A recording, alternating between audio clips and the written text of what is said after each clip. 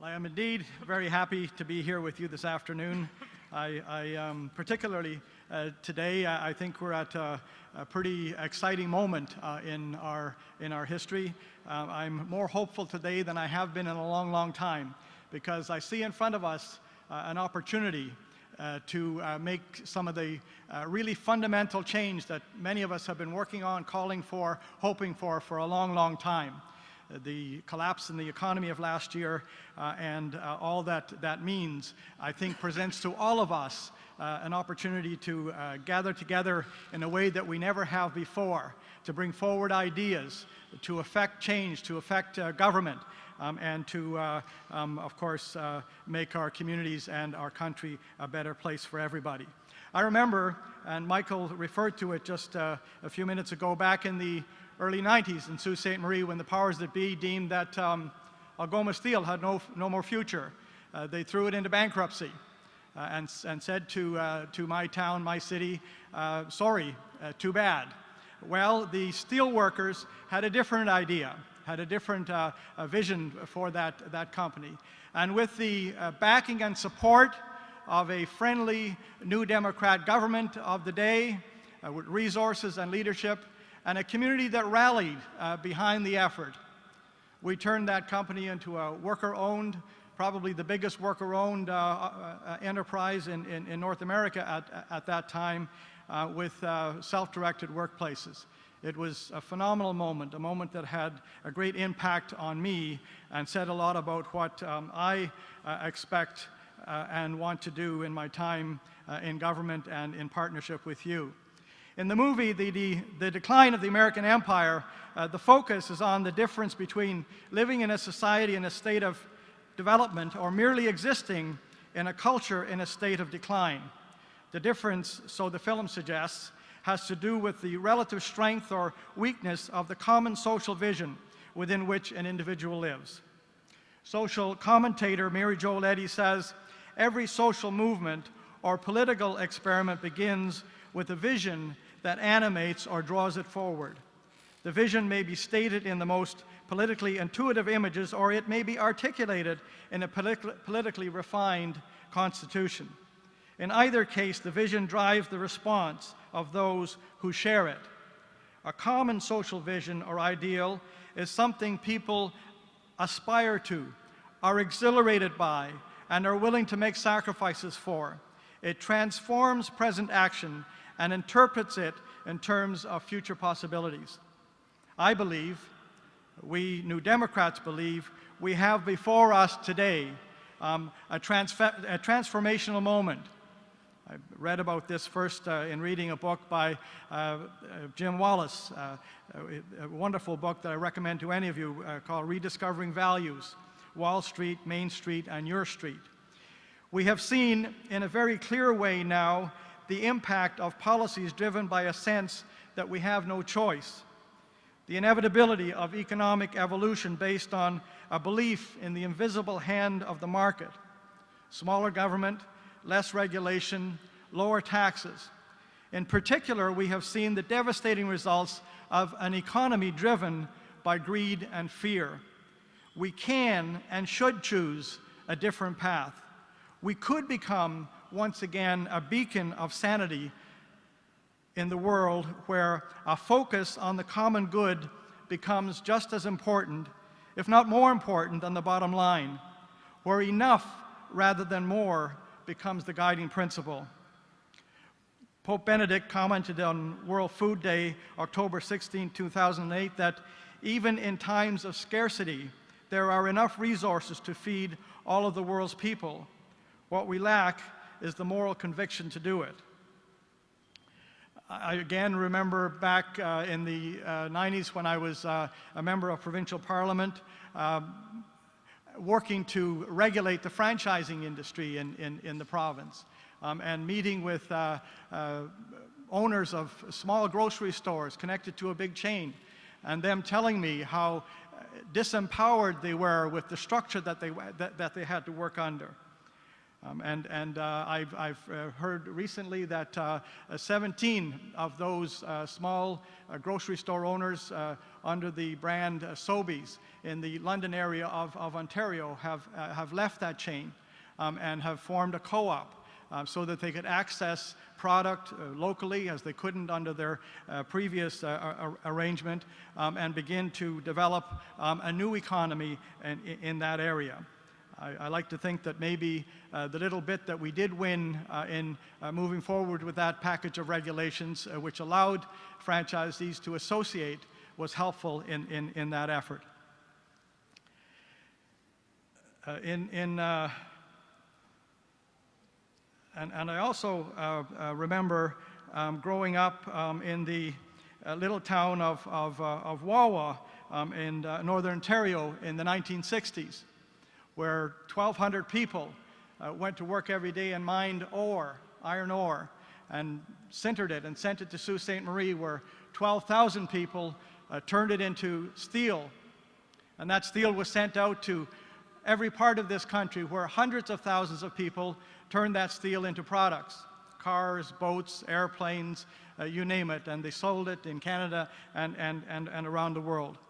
Every one of those jobs were decent paying jobs, mostly unionized with benefits and pension packages.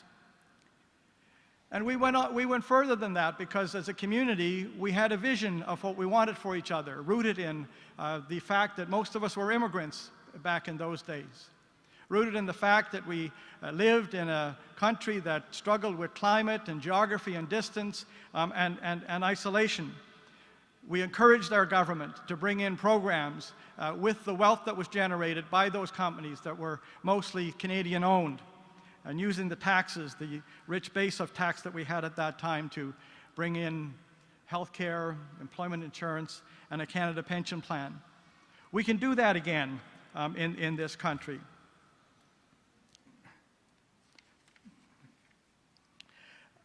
Over the decades, I've seen our values and assumptions shift, not only in Canada, but in many parts of the world. A majority has come to believe almost religiously that government should play a lesser role in providing these programs to people. Instead, they believe that the invisible hand of the market should determine what is best for everyone and who gets what, if anything. We chose to deregulate our industries and financial sector, reduce our tax base, and then assumed that the country and its people would somehow be better served by this market-based distribution of social goods. We know now that this is exactly the recipe that triggered the economic crisis we experienced last year, and the very difficult challenges we continue to face today with regard to the economy, the environment, and governance. The current socio-economic crisis is a wake-up call.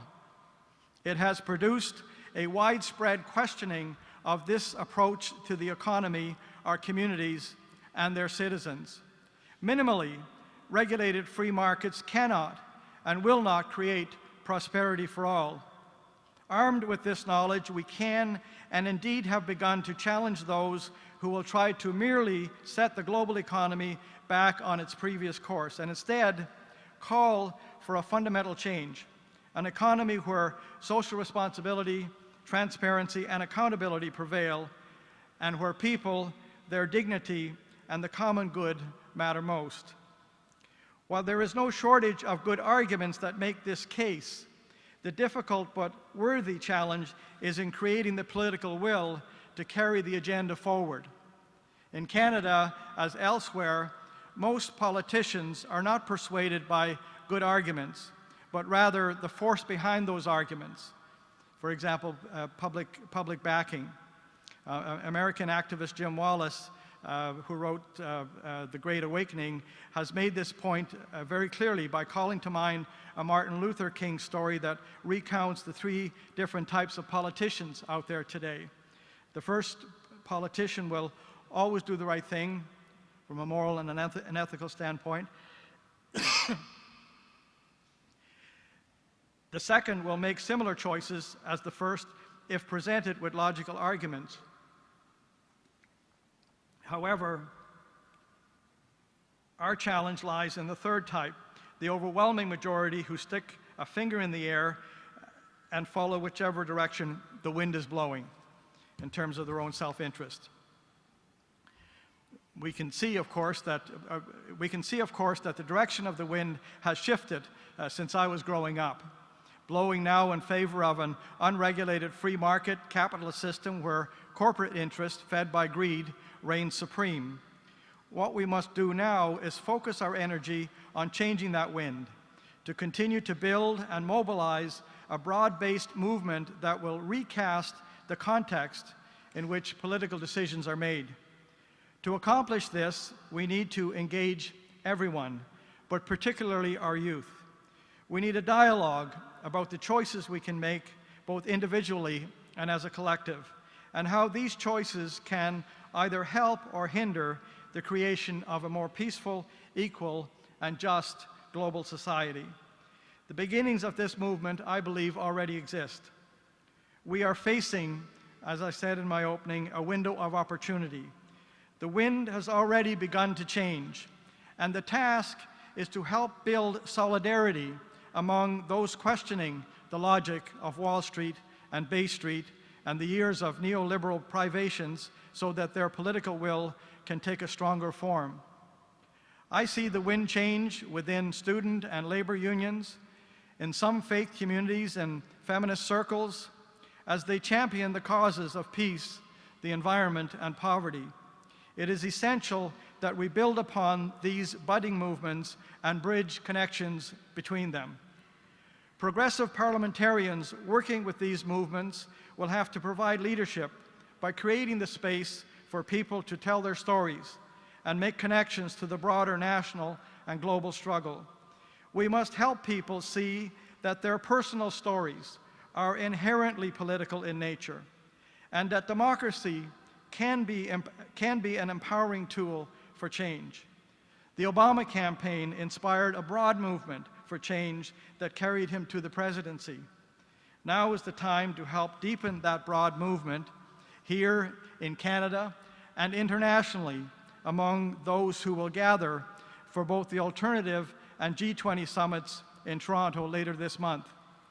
This is a pivotal moment in history, a moment where we question the core assumptions and values that have driven our global economy into a crisis, and in the process demand something better.